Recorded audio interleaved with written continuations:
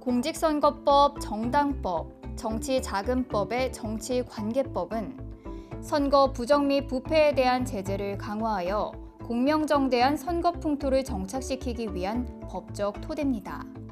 판례로 만나는 정치관계법, 판정법은 어렵게 느껴질 수 있는 정치관계법을 직접적인 이해 당사자인 정치인, 보좌관 등 정치 관계자뿐 아니라 유권자도 이해하기 쉽도록 사례 중심으로 풀어나가는 프로그램입니다. 네, 여러분 안녕하십니까? 판례로 만나는 정치관계법, 판정법 고현준입니다. 반갑습니다.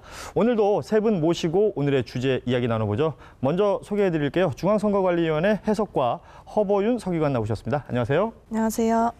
전 중앙지검 검사 출신 변호사십니다. 김영민 변호사 나오셨습니다. 안녕하세요. 안녕하세요. 자, 서울신문 허백윤 기자 나오셨습니다. 안녕하세요. 네, 안녕하세요.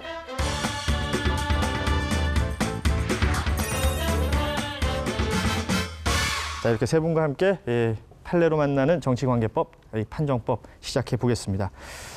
문득 그런 생각이 듭니다. 내가 불이익을 당할까 봐 내 권리가 침해당하고 있음에도 불구하고 잘못을 고치려고 노력하지 않는다면 우리가 지키고 있는 이 민주주의 제대로 누릴 수 없을 것이다라는 생각이 드는데, 선거권 그만큼 중요한 거겠죠. 민주주의의 꽃이다라고 불리우는 선거에 있어서 내 권리가 침해당하고 있음에도 잘못을 고치기 위한 노력을 하지 않는다면 그건 또 문제가 될 수 있겠죠. 그래서 올바른 한 표를 행사하기 위해서 꼭 이 정도는 알고 넘어가자라는 의미에서 오늘 주제 정해봤습니다.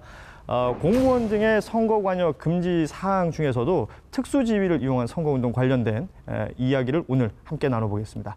판정법 본격적으로 시작합니다. 2020년 4.15 총선은 그 어느 때보다 치열할 것이라 예상되는 가운데 공무원들의 정치적 중립 문제에 많은 이들의 이목이 쏠리고 있다.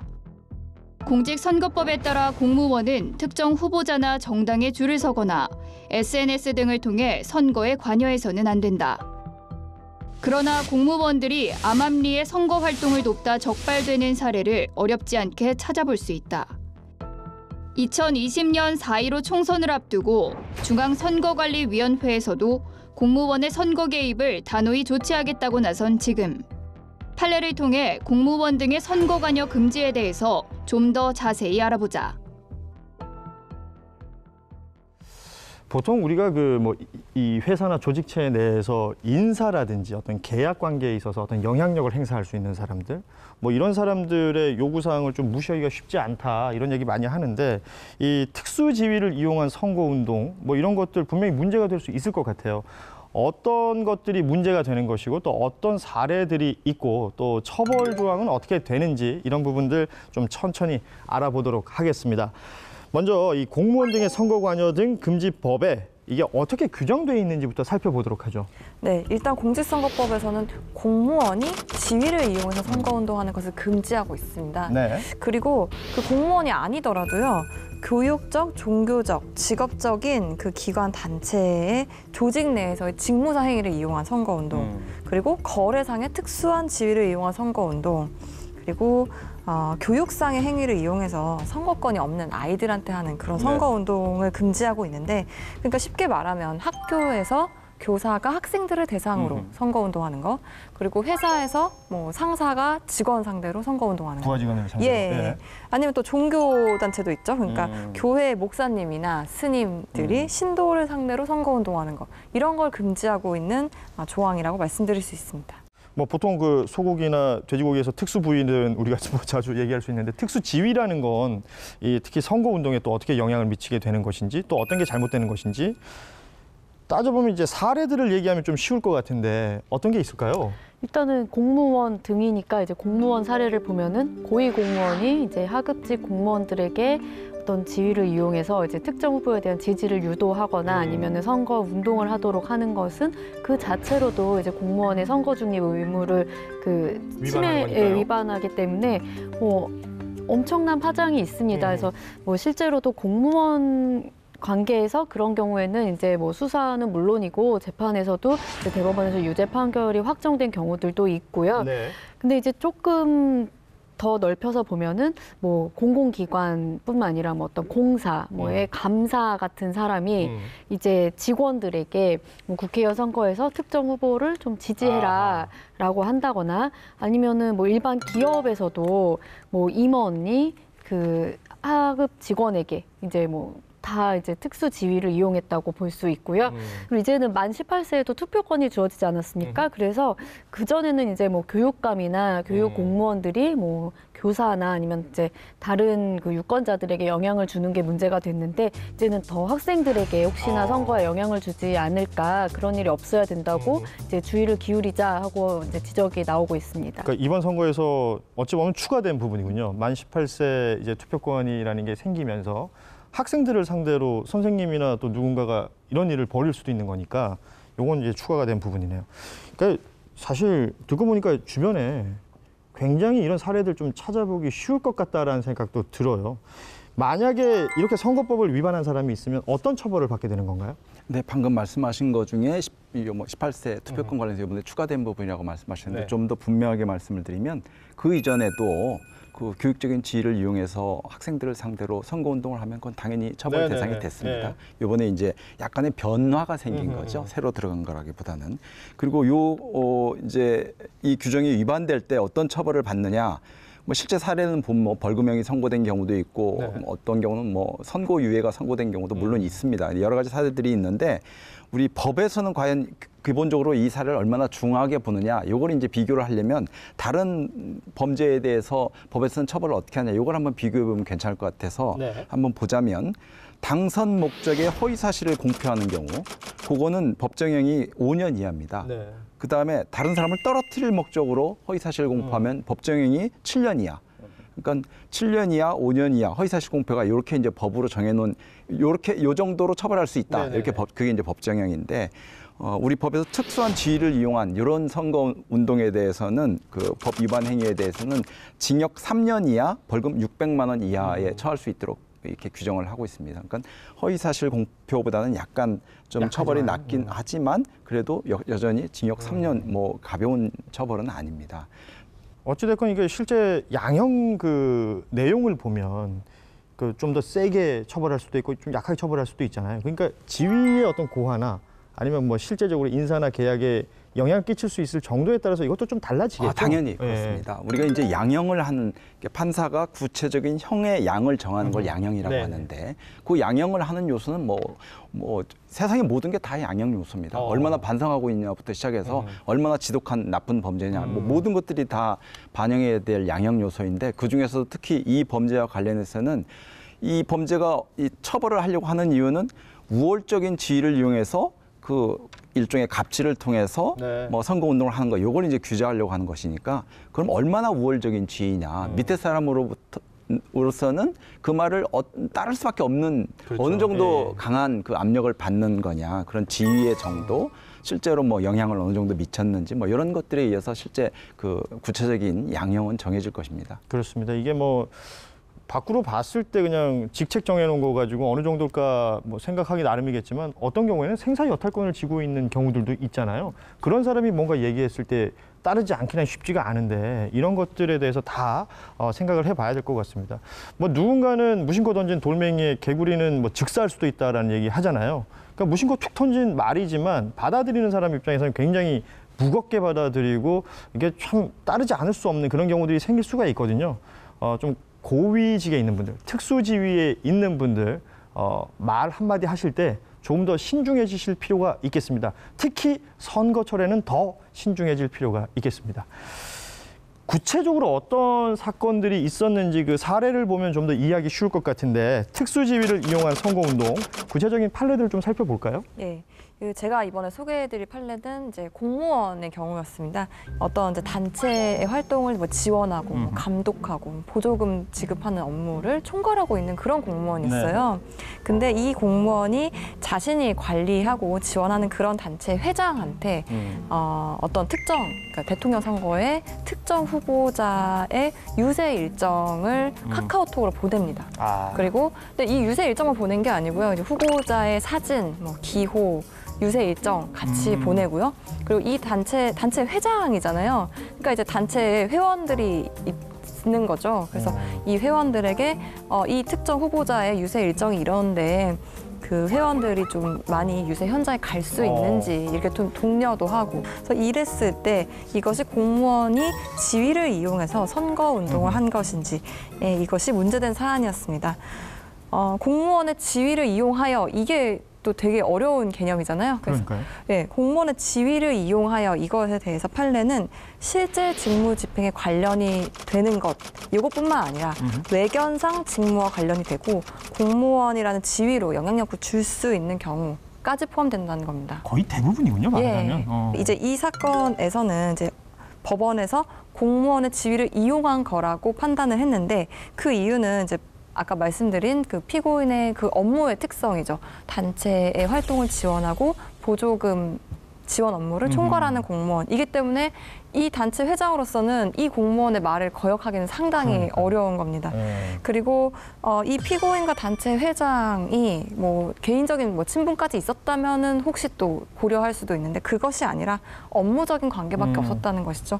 그렇기 때문에 이거는 그냥 공무원의 지위를 이용한 거다 이렇게 판단을 한 겁니다. 제 생각엔 이랬을 것 같은데요. 이제 뭐 스마트폰에 연락처 쭉 보다가 아, 이 사람 내가 관리하는 뭐 내가 지원금을 보내줘야 될 누군가다. 근데 이 사람이 속해 있는 단체 인원이 이만큼 되니 여기다 한번 보내보자. 뭐 이런 식의 논리라면 공무원이기 때문에 문제가 된다는 말이잖아요. 그래서 지위를 이용한 것이 되고요. 또 이제 이것이 유죄가 되기 위해서는 공무원의 지위를 이용한 것뿐만 아니라 선거 운동을 한 거여야 되거든요. 그러면은 이 사건의 또 다른 쟁점은 선거 운동을 한 것인지였습니다. 근데 이 아까 말씀드렸다시피 단체 회장한테 그 보낸 내용이 후보자의 사진, 기호, 그 유세 일정이었던 것이고요. 그리고 단체 회장에게 단체 회원들을 동원해서 유세 현장에 좀 많이 갈 수 있도록 한 그 행위는 선거 운동이다 이렇게 판단을 한 겁니다. 그래서 유죄가 선고된 사건입니다. 지금 쭉 설명해 주셨지만 이게 뭐 관리와 지원이라는 게 일종의 혜택 아니겠어요? 그러면 그런 사람이 보낸 문자 자체를 무시하기는 쉽지가 않잖아요.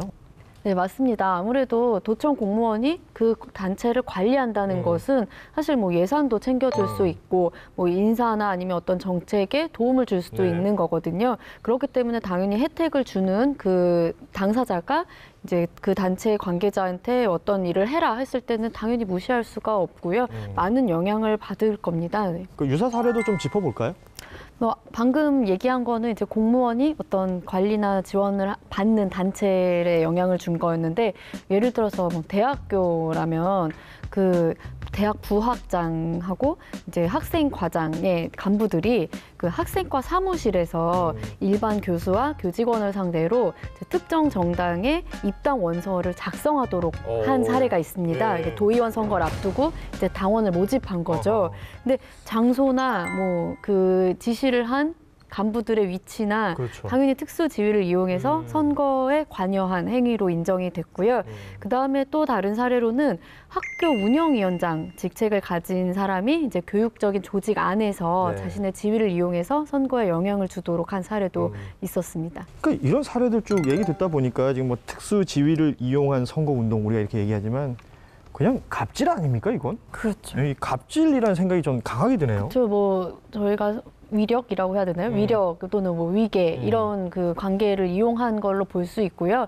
뭐 아무리 그 관계로 만나서 사적으로 친해졌다고 해도 사실은 그 영향을 안 받을 수가 없을 겁니다. 특히나 뭐 예산이라든지 뭐 아까 나온 보조금 뭐 이런 거, 그다음에 또 인사, 당연히 이제 관리를 하는 단체 뭐 관리를 하는 뭐 인물이나 단체가 자신한테 이제 뭐 선거에 대해서 선거 과정에서 좀 이런 거 어때라고 말 한마디 해도 해도 그 받아들이는 입장에서는 단순한 아이디어라고 볼 수가 없죠. 뭐 저희가 회사 생활을 하다가도 뭐 회사 이렇게 상사가 네네. 뭐 좀 요즘 그런 것 같아라고 하면 또 막 하루 종일 생각하고 곱씹고 하지 않습니까? 이제 당연히 갑질이라고 볼 수 있고요. 개인 경험에서 말씀하시는 거죠? 맞습니다. 네. 그리고 이제 이 하급 직원 내지는 그 관리를 받는 단체 입장에서도 보면은 아, 우리는 갑질에 어쩔 수 없었다. 네. 뭐 저렇게 압박하는데 내가 어떡하냐. 내가 저 말을 거역했을 때 우리가 예산이 깎일 수도 있고 불이익을 받을 수 있다. 그래서 어쩔 수 없이 그 압력에 응했다.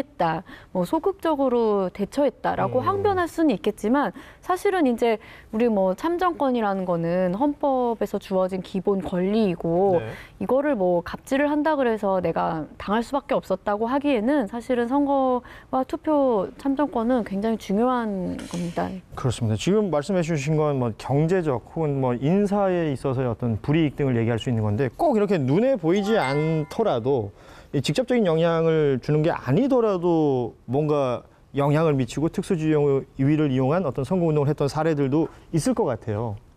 어떤 게 있을까요? 네, 그런 사례들이 이제 많이 생길 수 있는 것이 뭐 이게 직장은 사실은 눈에 보이죠. 그렇죠, 바로 승진이 보이니까. 될까 예. 안 될까. 뭐 공무원 사회도 마찬가지고. 근데 이제 종교 집단, 그다음에 학교 이런 그렇죠. 데가 이제 예. 사실 그게 잘 안 보이는 곳입니다. 예컨대 이건 실제 사례인데 한번 그 제가 거꾸로 질문을 좀 드려보겠습니다. 이런 사례의 경우는 이게 과연 처벌을 해야 될까 안 해야 될까 이런 생각을 한번 해보시면 될 것 같아요. 네. 신부님이 이제 그 미사 중에 자기가 좋아하는 어느 후보가 있고 싫어하는 후보가 있을 거 아닙니까? 싫어하는 후보에 대해서 이 후보는 이러이러한 그 비리 의혹이 있다. 근데 이 후보를 주로 지지하는 사람들이 나이가 많은 사람들이다. 그래서 우리 이 신자들 중에 나이 많으신 분들은 단체로 성지 순례를 내가 보내겠다. 그날 선거 저희 투표하러 가지 마라. 이렇게 만일에 얘기를 했다면 이게 선거에 영향을 미치는 그런 그 선거운동이 될 것 같아요, 안 될 것 같으세요? 저는 될 것 같은데 아주 직접적인 선거운동이잖아요. 판사하셔도 되겠습니다. 그래요? 요 유죄 선고가 많은 사람. 이럴 줄 알았으면 사법고시를 보는 건데요, 제가. 지금이라도. 아니, 그 어디서 보는지를 잘 몰라요. 아니, 지금 로스쿨로 바뀌었지 않습니까? 그래요? 네. 뭐 안 할래요. 네. 자, 그 이제 종교 집단에서 있을 수 있는 그런 사례고, 그다음에 또 하나 사례는 이것도 한번 답을 한번 제가 될지 안 될지 생각해 보세요. 고등학교 수학 교사가 학교 이제 여러 데 보면은 학생들 그 전화번호가 다 있을 거 아닙니까? 그렇죠. 그 집으로 전화를 하는 겁니다.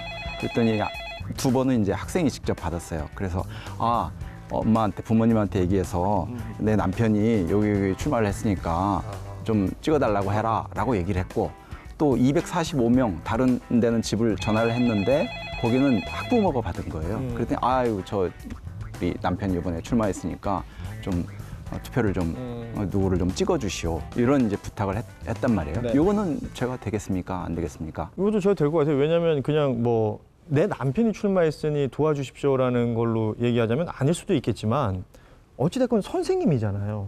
그럼 뭐 학부모들 입장에서는 내 아이를 지금 맡겨놓은 학교의 선생님이 하는 부탁이니까 거절하기 힘들었을 거고 이건 문제가 될 것 같은데. 네, 이것도 유죄가 난 사안입니다. 그래서 이제 이 교육 현장에서의 이런 문제 이거는 이제 이번에 선거 투표 연령이 18세로 낮아졌기 때문에 더 이제 올해는 많이 문제가 되지 않을까 싶은 생각이 들긴 하는데 네. 이것도 유죄 판결이 난 사안입니다. 진행자께서는 이미 판단의 기준을 다 확실히 다 배우셨기 때문에 네. 뭐 판사를 하셔도 전혀 문제가 없지 않을까 이런 생각이 듭니다.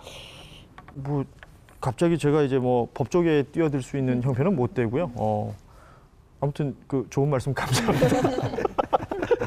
이 판례로 만나는 그 정치관계법, 판정법을 함께 하시면 뭐 저 정도 이야기는 누구나 다 하실 수 있을 것 같은 느낌이 들고 우리 김혜미 변호사의 말씀을 들으셔서 알겠지만 이런 판례들을 살펴보면서 이런 게 문제가 되는 거구나라고 인지를 하시면 될 것 같습니다. 사실 그 뭐 누구를 지지한다, 아니면 누구를 지지하지 말라 이런 건 아주 직접적인 얘기인데, 그러니까 공무원들이 말이죠.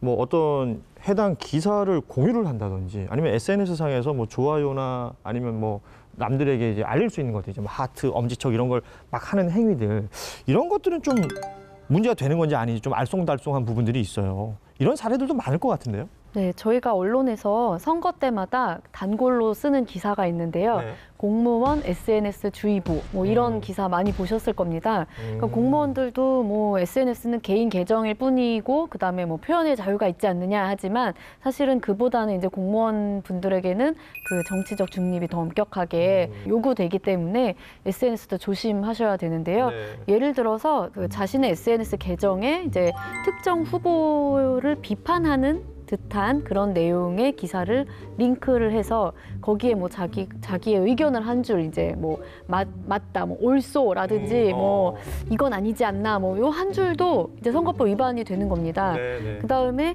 글을 남기지 않아도 오히려 더 위험한 거는 이제 그 어떤 다른 사람이 그 쓴 글이나 아니면은 링크를 건 기사나 이런 의견에 좋아요 누르는 거, 그다음에 뭐 하트 안 됩니다. 그러면은 왜냐면은 이제 자기가 그거에 동조했다고 이제 다른 사람들은 해석할 수 있기 때문이고요. 그래서 SNS 특별히 주의를 하셔야 됩니다. 아, 그렇군요. 근데 여기서 요즘 최근에 나온 대법원 판례가 있었습니다. 예. 그 이제 방금 말씀하신 사안은 이제 어떤 의사 표현이 있는 경우죠. 좋아요, 뭐 댓글을 뭐 단다든지 그런 사안이었는데 그렇지 않고 아무런 내용이 없이 그냥 어떤 정당이나 후보자에 대한 뭐 기사는 이제 유리한 방향도 있고 불리한 방향도 있을 수 있죠. 근데 그런 기사를 아무 내용 없이 단지 공유하기만 하는 겁니다. 아무 내용이 없이 공유하기만 했을 때 이것이 선거 운동이 되었는지, 공무원은 선거 운동 할 수 없으니까요. 공무원이 선거 운동을 한 것인지가 문제되었는데 아무 내용 없이 공유하기만 한 거는 선거 운동은 아니라는 대법원 판례가 최근에 나왔습니다. 그 기사 내용이 어떤 건지는 중요하지 않고 링크를 공유했으나 이 공유한 이후에 어떤 코멘트를 달았느냐 아니면 나의 어떤 입장을 밝혔느냐 이게 중요하다. 예, 왜냐하면 기사를 공유하기만 한 그것은 반드시 어떤 특정 후보자를 지지하거나 반대하기 위한 거라고만 단정할 수는 없는 거죠. 왜냐하면 나중에 봐야지 하고 이제 공유할 수도 있고요. 저장용. 예. 그래서 그렇기 때문에 이것은 단지 그것만으로는 선거운동은 아니라고 판단을 한 거고요.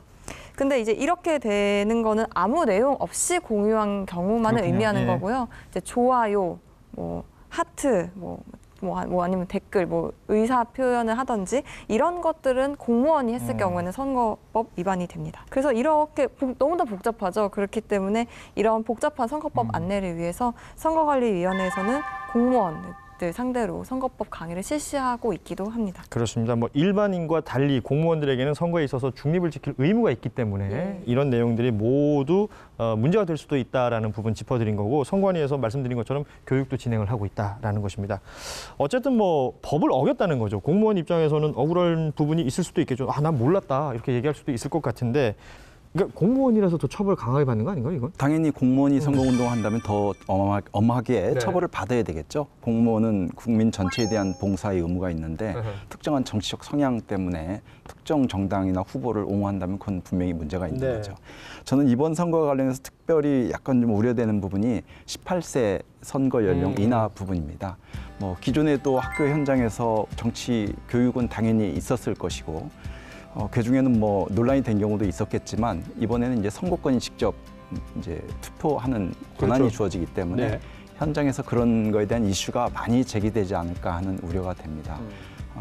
선생님들께서 우리 제자들을 합리적인 사고를 할 수 있는 민주 시민으로 양성하기 위한 교육을 하신다는 생각으로 여러 가지를 뭐 가르치고 싶으실 텐데 그 과정에서 만일에 자기의 개인적인 그 선호도, 취향, 어느 정책이 더 옳다든가 이런 거를 표현하시는 와중에 문제가 되는 사례가 생길 수도 많이 있겠다. 각별히 주의할 필요가 있겠다. 이런 생각이 좀 듭니다. 그렇습니다. 사실 뭐 아이들이라고 생각해서 좀 쉽게 막 그런 얘기를 하시는 분들이 있을 수도 있는데 그렇지 않다라는 거 꼭 기억을 하셔야겠습니다.